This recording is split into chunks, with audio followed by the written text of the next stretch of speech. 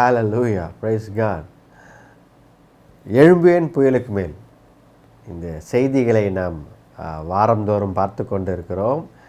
இன்றைக்கு கூட நம்மோடு ஆண்டவர் பேசிக்கொண்டிருக்கிறார். ஒரு நல்ல ஒரு வார்த்தையை கொடுத்திருக்கிறார். மத்தேயு எழுதின சுவிசேஷம்,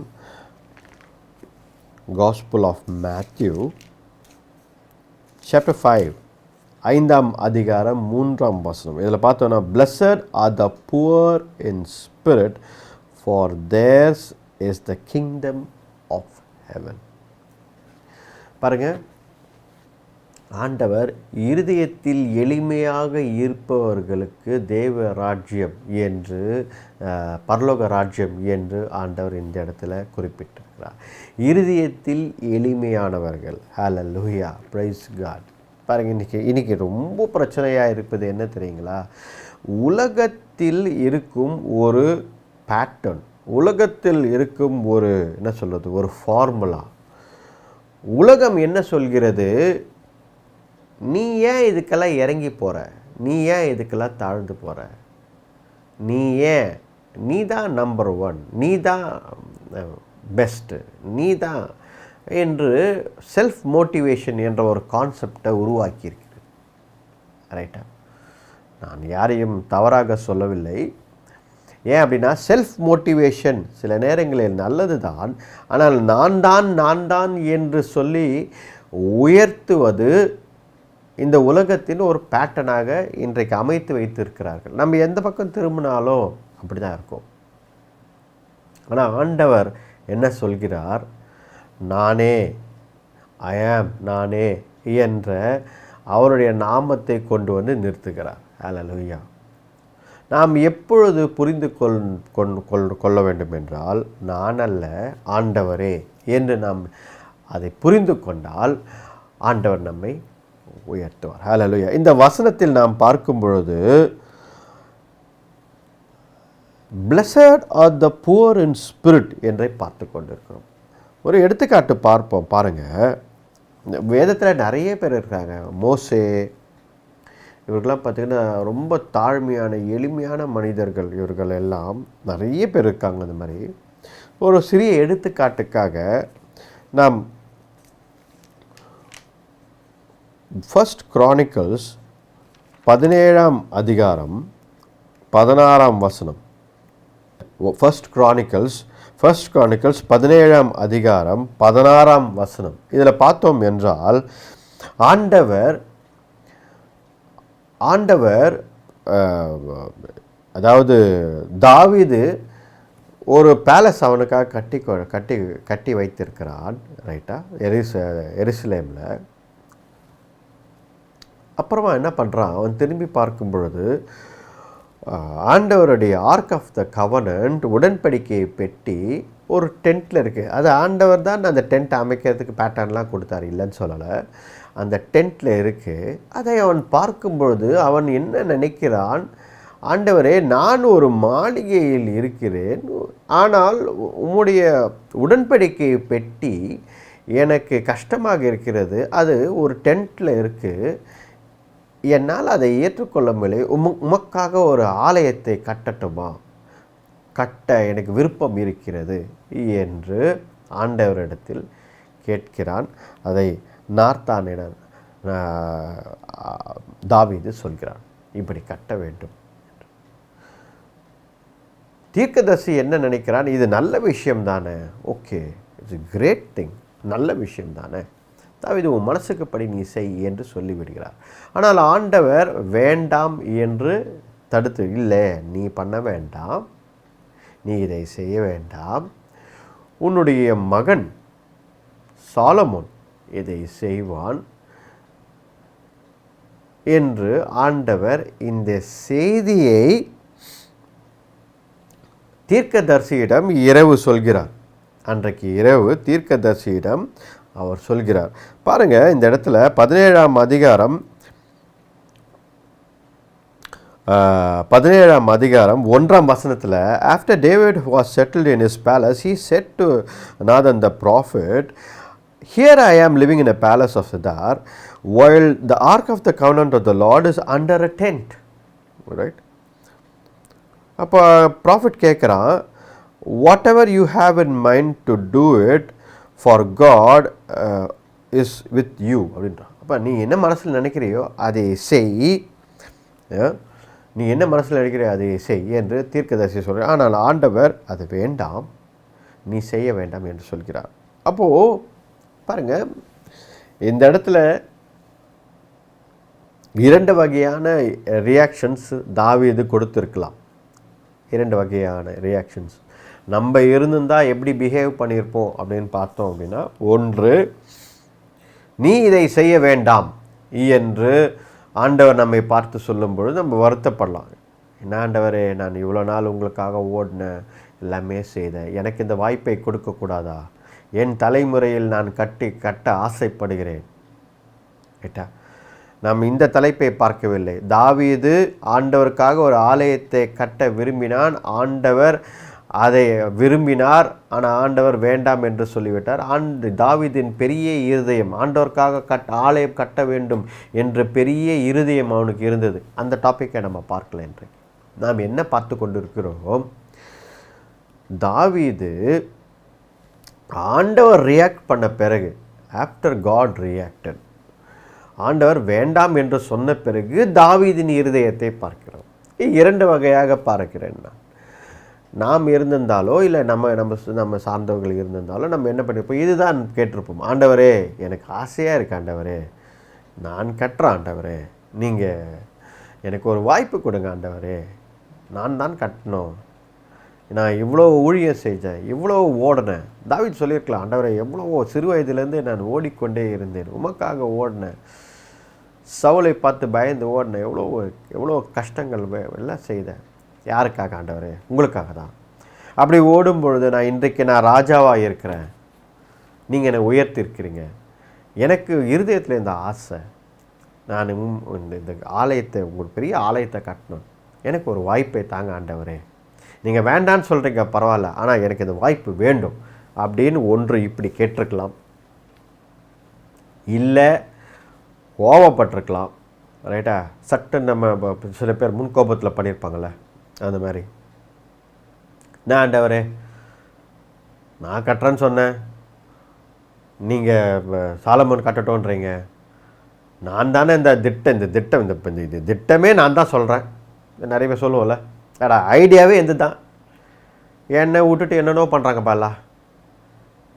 இன்றைக்கி யாரோ அவங்க பேர் வச்சுன்னு இருக்காங்க, யார் இவர் தான் செஞ்சார், அவர் தான் செஞ்சார், ஐடியாவே எது தான். ரைட்டா? அப்போது இப்போ தாவீது என்ன பண்ணியிருக்கலாம், கோவப்பட்டிருக்கலாம். என்ன ஆண்டவரே நான் செய்கிறேன், ஆண்டவரே இவ்வளோ ஐடியா கொடுத்துட்டு இப்போ நான் என்ன வேண்டான்னு சொன்னேன், என்ன அர்த்தம், போங்க ஆண்டவரே நான் இதுக்கு மேலே எனக்கு வருத்தமாக இருக்குது அப்படின்னு சொல்லி கோச்சின்னு போயிருக்கலாம், சண்டை போட்டு போயிருக்கலாம். தாவீது இது 2ஐயும் செய்யவில்லை. ஹல்லேலூயா! அதனால்தான் இந்த வசனத்தை படிக்கும் பொழுது, மத்தேயு 5ஆம் அதிகாரம் 3ஆம் வசனத்தை படிக்கும் பொழுது ஆண்டவர் பேசினது என்ன அப்படின்னா, blessed are the poor in the spirit. பாருங்கள், ஆவியிலே எளிமையானவர்கள் ஆசீர்வதிக்கப்பட்டவர்கள் என்று. தாவீது ரொம்ப எளிமையானவர், ரொம்ப எளிமையானவர். A strong man. David was a very strong man, but very child in his heart. A child in his heart. அவன் ஒரு பலவான், போராளி, ஒரு போர் வீரன், மாவீரன் தாவீது.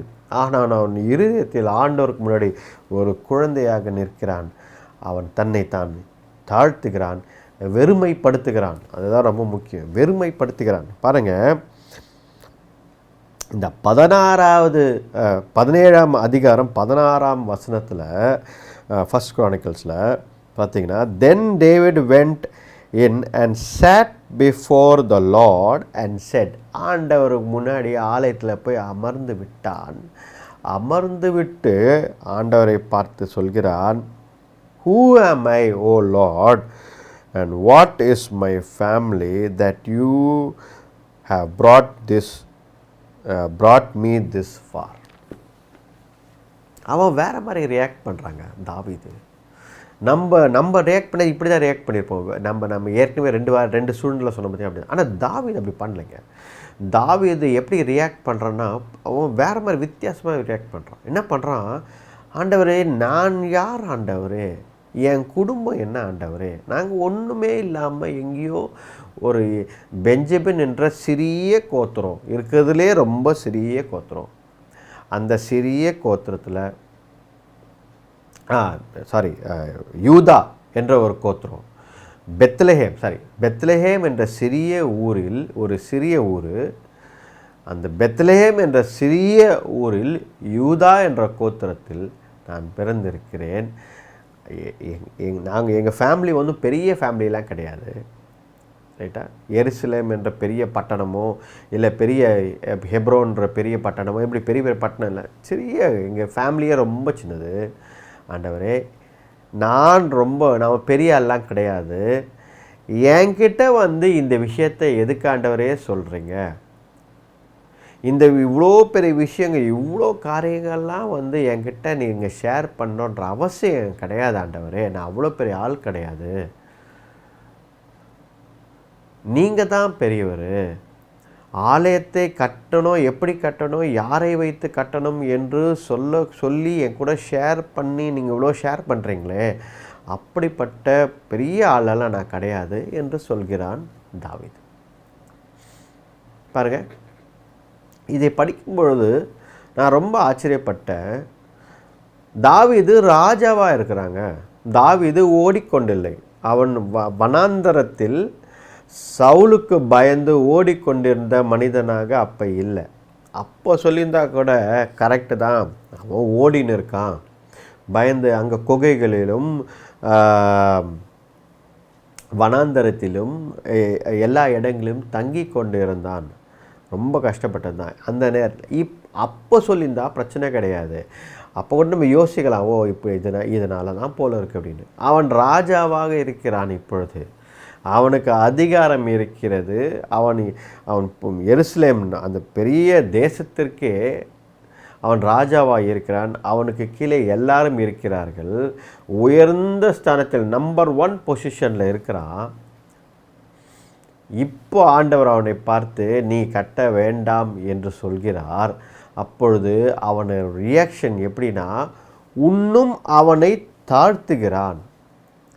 அப்பவும் அவனை தாழ்த்தி அவன் என்ன சொல்கிறான், ஆண்டவரே இது என் கூட ஷேர் பண்ணணுன்றது அவசியம் இல்லை ஆண்டவரே, நான் அவ்வளோ பெரிய ஆள் கிடையாது ஆண்டவரே, ஆனாலும் நீங்கள் இந்த விஷயத்தை என் கூட ஷேர் பண்ணுறதால நான் ரொம்ப நன்றி சொல்கிறேன் ஆண்டவரே.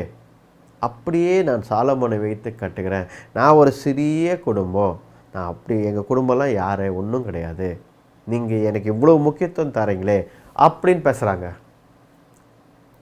அப்படி பேசுகிறான் தாவீது.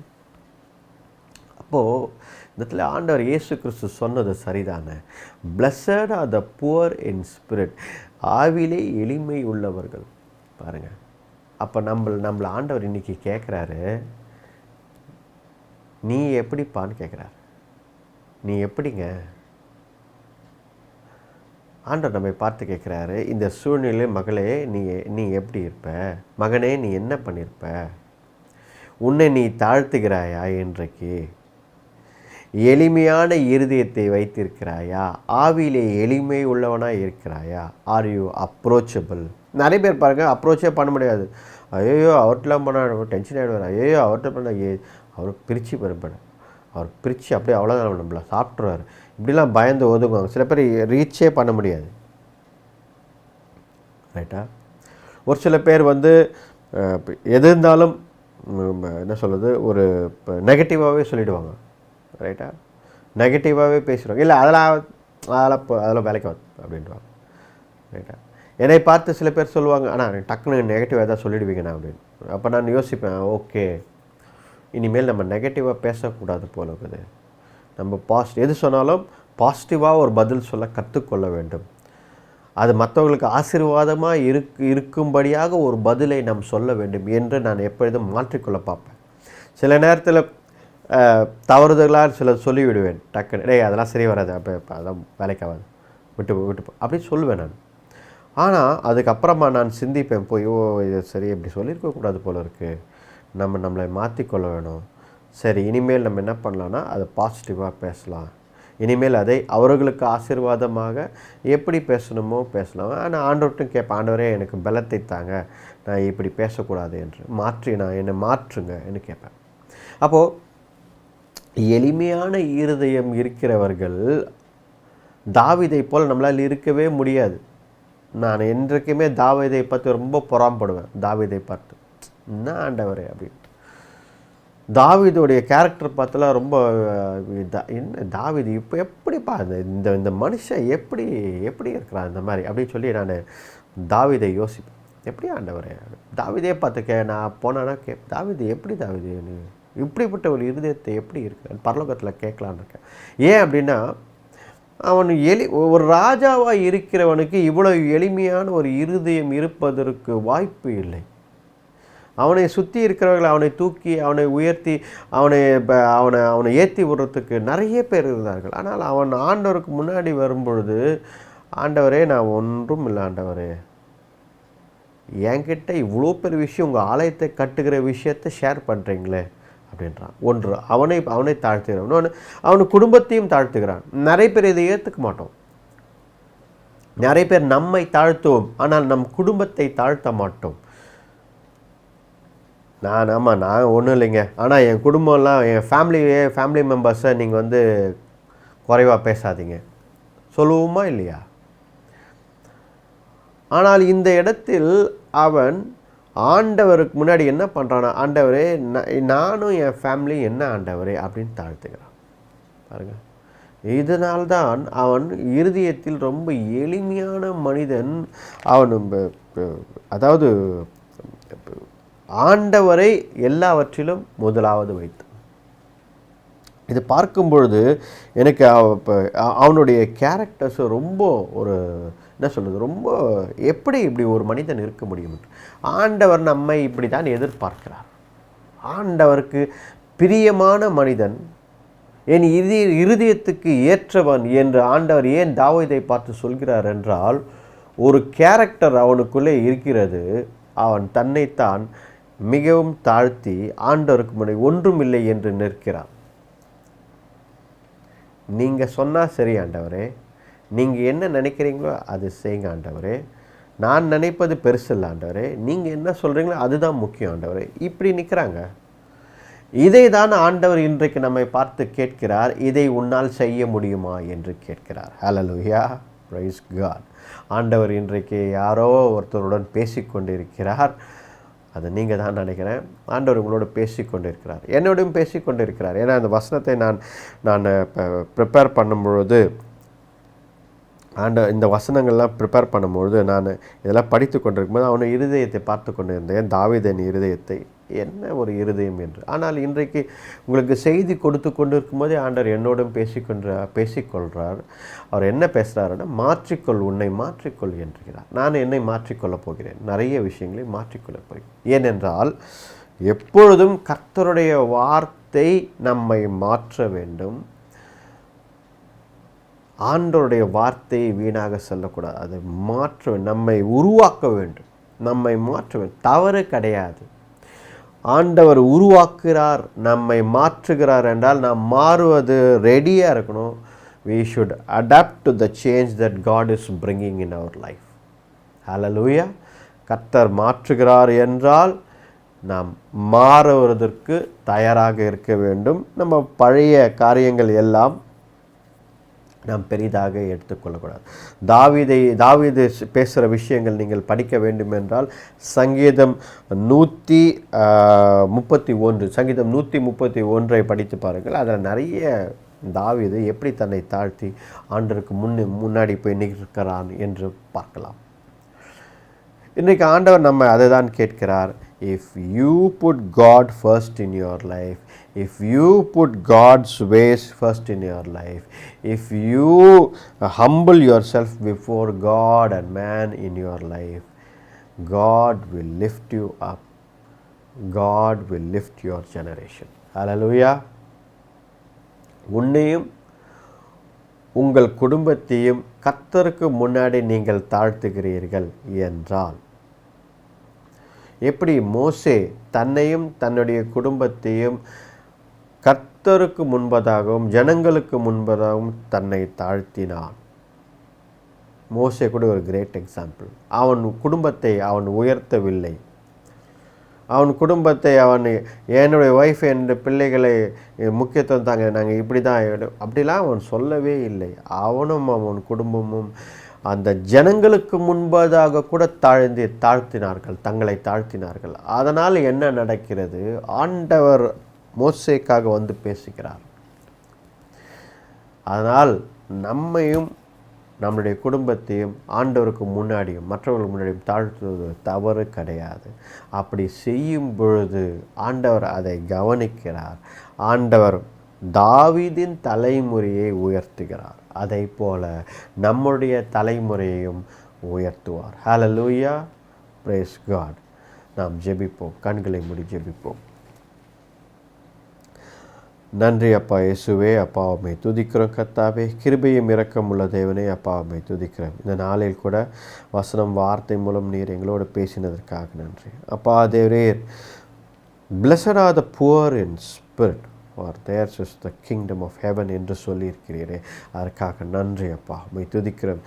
இருதயத்தில் அப்பா ஆவியில் நாங்கள் எளிமையானவர்களாக இருக்க அப்பா தேவரீர் உங்கள் முன்னாடி வந்து எளிமையானவர்களாக நான் மட்டுமல்ல என் குடும்பமும் கர்த்தாவே தேவரீர் அப்பா நாங்கள் எளிமையானவர்களாக உங்கள் முன்னாடி நிற்க எங்களுக்கு பலத்தை தாங்க. எங்களுக்கு அது தெரியும் இது தெரியும், எங்களுக்கு இது இருக்குது அது இருக்குது என்றெல்லாம் நினைக்காமல் நாங்கள் ஒன்றுமில்லை ஆண்டவரே, நீங்கள் தான் you are everything for us என்று நாங்கள் உங்கள் முன்னாடி ஒப்பு கொடுக்குறோம் ஆண்டவரே. You are everything for us Lord Jesus. we are your servants. We are your servants. ஆண்டவர் நாங்கள் உம்முடைய வேலைக்காரர்கள். எங்களை வழிநடத்தி பலப்படுத்து. எல்லாவற்றையும் உடைய கரத்தில் கொடுக்குறோம். இந்த ஜெபத்தை ஆண்டவர் இரட்சகர் மீட்பர் எங்கள் ஆண்டவர் இயேசு கிறிஸ்துவின் வல்லமையுள்ள நாமத்தில் வேண்டிக் கொள்கிறோம். ஜீவனுள்ள நல்ல பிதாவே, ஆமென், ஆமென். ஹல்லேலூயா.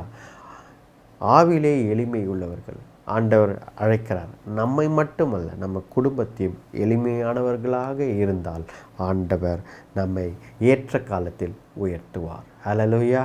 Praise the Lord. Praise the Lord.